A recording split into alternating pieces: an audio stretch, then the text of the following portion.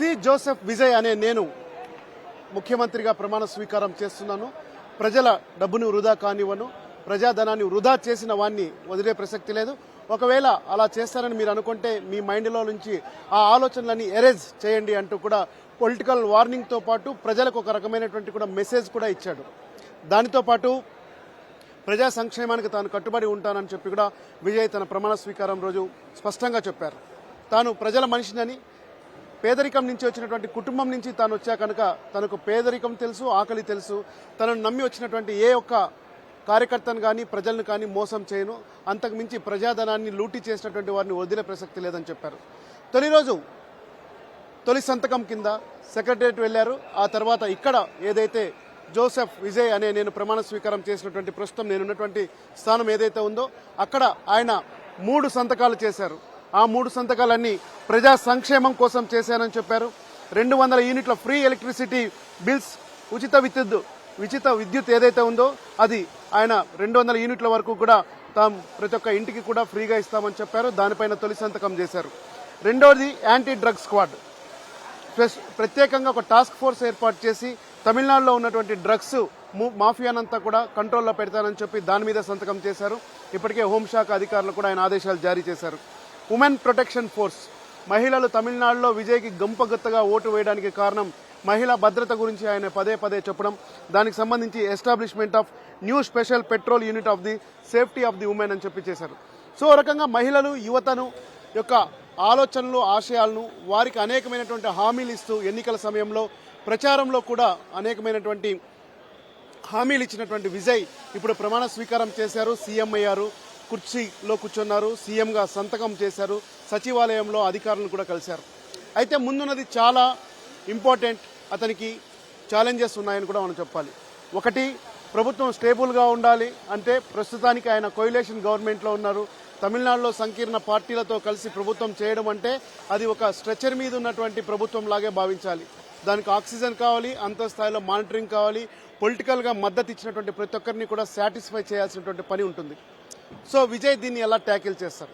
మరొక వైపు తను ఇచ్చినటువంటి 7 హామీలు ఏవైతే ఉన్నాయో ఆ హామీలన్నింటినీ అమలు చేయాలంటే దాదాపు 1/3 ఆఫ్ తమిళనాడు బడ్జెట్ కావాలి. ఈ 1/3 ఆఫ్ తమిళనాడు బడ్జెట్ కావాలంటే ఆల్రెడీ 10 లక్షల కోట్ల రూపాయలను అప్పులు చేసి తనకు మిగిల్చి వెళ్లారు అని చెప్పి కాసేపటి కిందట ఆయన మాట్లాడారు.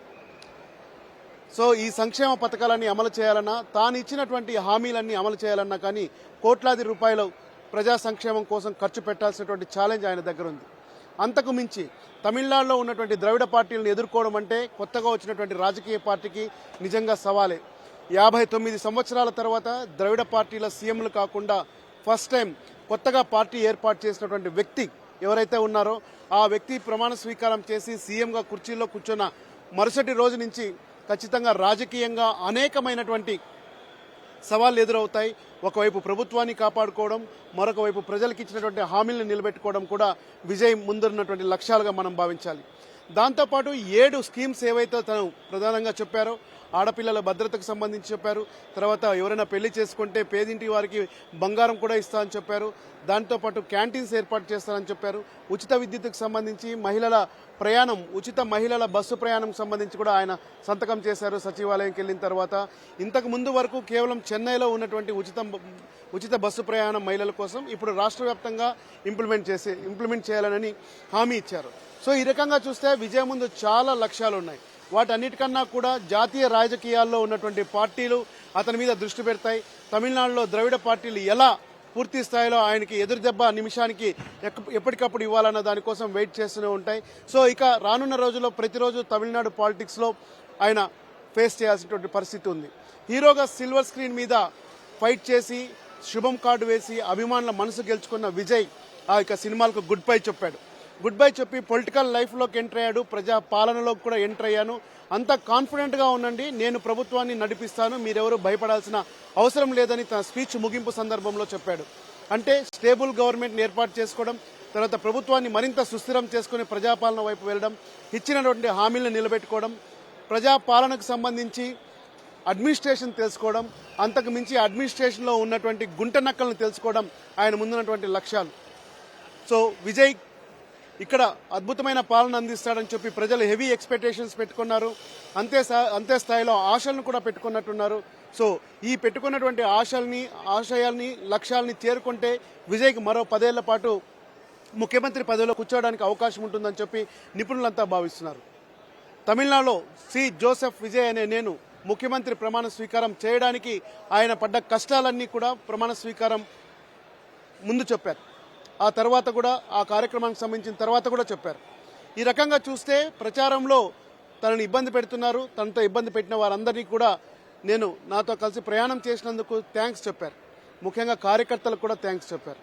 సో ఇవన్నీ ఒక ఎత్తు. తర్వాత అధికారంలో కూర్చొని ఆయన సీట్లో కూర్చున్న తర్వాత తీసుకున్నటువంటి నిర్ణయాలపైన దేశం మొత్తం అంతా కూడా ఎదురు చూస్తుంది. ఎందుకంటే విజయ్ని సీఎం కానివ్వకుండా చేసినటువంటి ప్రతి ఒక్కరూ అడ్డుకుంటున్నారని చెప్పి రాజకీయ పార్టీల సంక్షోభం 5 రోజుల పాటు జరిగినటువంటి ఈ సందర్భంలో దేశం మొత్తం విజయ్ వైపు చూసింది. ఇప్పుడు ఆ సంక్షోభం ముగిసింది. విజయ్ కూడా సీఎం అయిపోయారు. విజయ్ ముందున్నటువంటి 3 లక్ష్యాలు, విజయ్ ముందు రాజకీయం లక్ష్యము, ఆ తర్వాత ప్రభుత్వ సుస్థిర పాలన లక్ష్యము, సుస్థిర ప్రభుత్వ ఏర్పాటు లక్ష్యం ఆయన ముందు ఉంది. కనుక ఆయన ఎలా చేస్తాడు, ఎలా చేయబోతున్నాడు అన్నది ఇప్పుడు ప్రతి ఒక్కటి కూడా వార్తలాగానే మిగులుతుంది. మరి వీటన్నిటినీ విజయ్ జోసెఫ్ ఎలా సమాధానం చెప్తారు, ముఖ్యమంత్రిగా ఆయన ఎలాంటి బాధ్యతలు చేస్తారన్నది, అలాగే నిర్వర్తిస్తారు, ప్రజల యొక్క పాలన, ప్రజలకు ఇచ్చినటువంటి సంక్షేమ పథకాల హామీలు ఎలా చేస్తారన్నది కాలం సమాధానం చెప్తుంది. Wait and see. కెమెరామ్యాన్ విశ్వపాల్తో దినకర్, ఎన్టీవీ, చెన్నై.